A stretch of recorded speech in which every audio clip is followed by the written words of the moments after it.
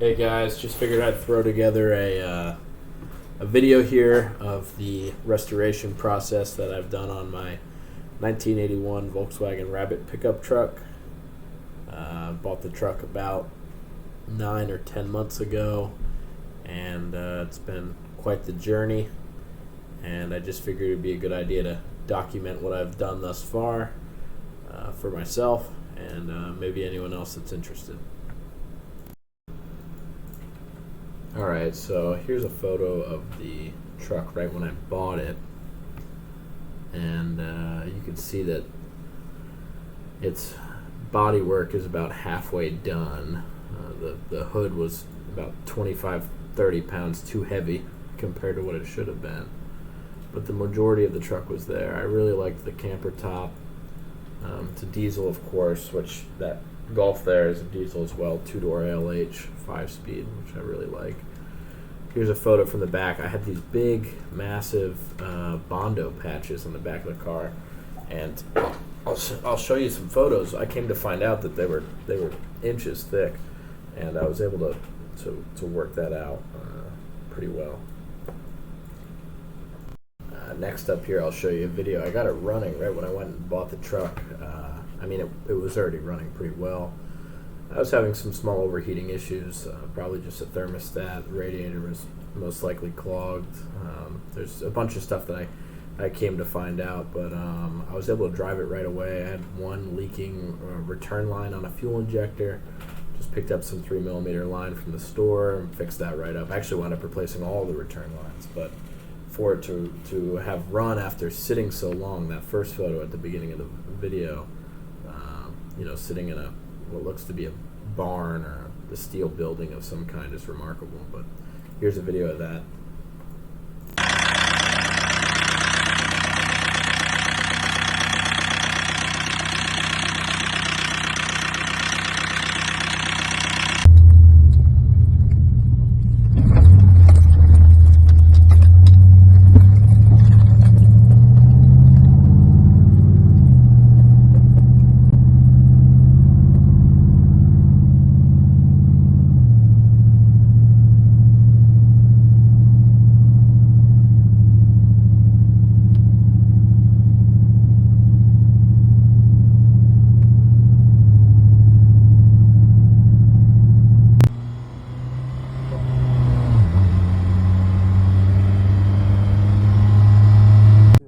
This was all out in Amarillo, Texas, too, which is the furthest west I've ever been in my life. So I had to stop, spend a few days out there.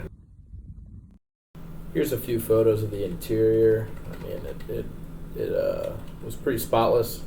A few small tears here and there, and the sagging headliner, which I still need to work on fixing, but it's all there, so I should be able to just do a re-glue. Ultimately, really happy with the interior. It's one of the things that called out to me with this truck. Along with it being virtually no rust. It had a lot of Bondo, but there was not a lot of rust. No rot. I wound up entering the truck in a show in Galveston, Texas, the Port of Galveston, and it actually wound up winning second place for best truck. And I just swung by. I didn't really plan on going, but that was pretty cool. First time, and things went a little downhill going forward from here, but you'll see it winds up being okay. On my way back from the car show, I noticed I had a pretty big coolant leak, and I knew right away that it was most likely the head gasket. I've worked on these diesels quite a bit, and that's what it pointed to, so I was able to get online, get some head studs, rip the head off, order all the head gasket stuff. I had to do a timing belt anyway, so I really just, tore it down, top end, put it all back together, super smooth, a lot easier since it's non-turbo, especially with the water pump being on the timing loop, which is really nice. I replaced that as well as just the serpentine belts are completely new. And that was the big project following that first show. I wound up finding out while doing the timing belt that the injection timing at least was way out. I got it back to the base setting that the Bentley called for, and then I actually wound up just advancing it a little bit, just a tad bit, not a lot. And then I messed with the pump a little bit. Someone looked like they had messed with the screw quite a bit, but It's not running away or anything. The revs aren't hanging, but it does, it does smoke quite a bit. So I'm gonna have to play with that at a later. Here's a video of me getting it running that morning of. I remember I had COVID. I was sick as hell, but I had to bolt it back up. So that's what I went ahead and did.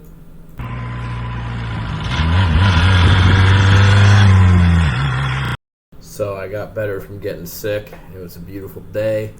I planned on heading out and cruising around historic downtown Galveston, and that's when it all started to go downhill a little bit, and I'll show you those photos here in a minute.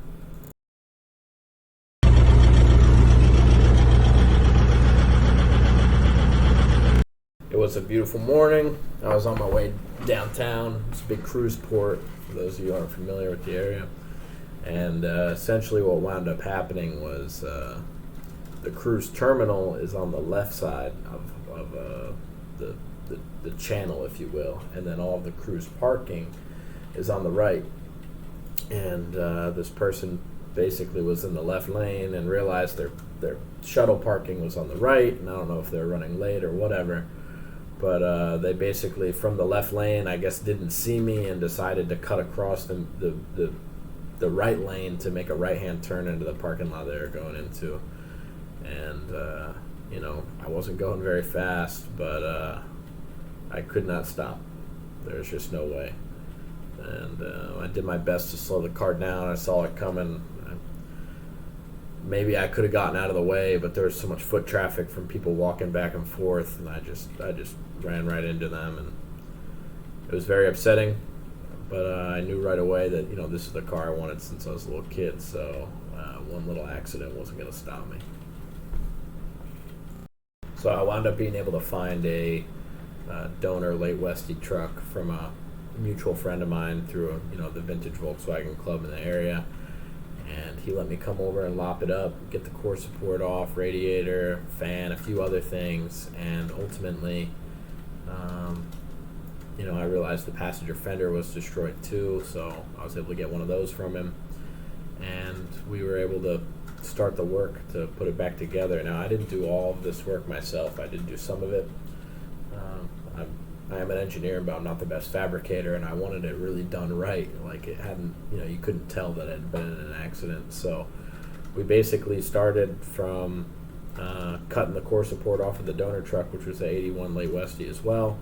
And I had to find some other things like the LX grill or whatever and stuff like that. But ultimately, I'll show a few photos here of what exactly went on while cutting it up. I wound up keeping the bottom of the original core support because the bumper does such a great job of protecting the car. I see so many people do bumper deletes on these cars, and you'll even see I have the no bumper at the debut show of mine. And I did not like that one bit, so I wound up putting that bumper back on. I don't have any photos of it yet, but the bumper's on the car. I'm never making that mistake again. But the bumper helped protect the bottom of the core support, so we wound up marrying the two and then re-welding it to the front of the car.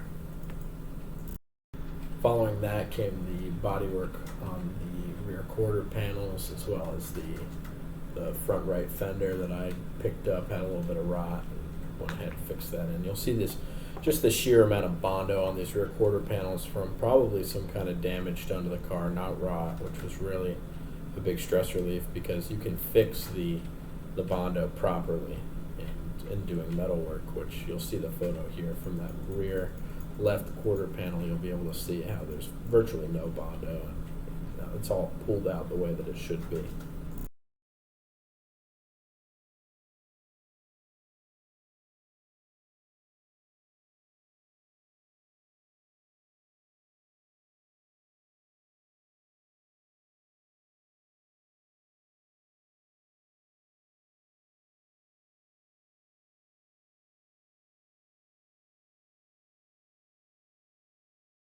Here I'll show you a few photos of what I want the truck to look like, at least kind of what I'm gauging the build after.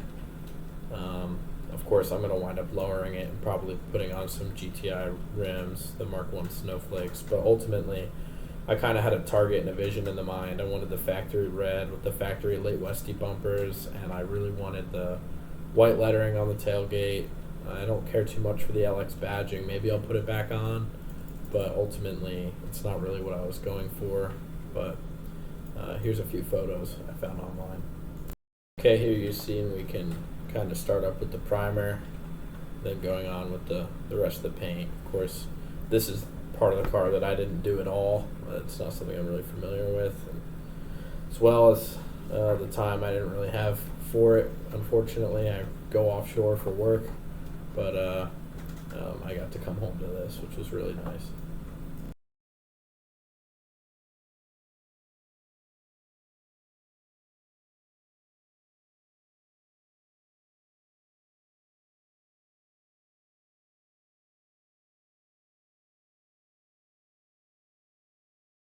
Wound up putting a later Cabrio radiator in it, and had to hotwire the fan. Haven't put the switch in yet, but ultimately I wound up putting 500 miles on it.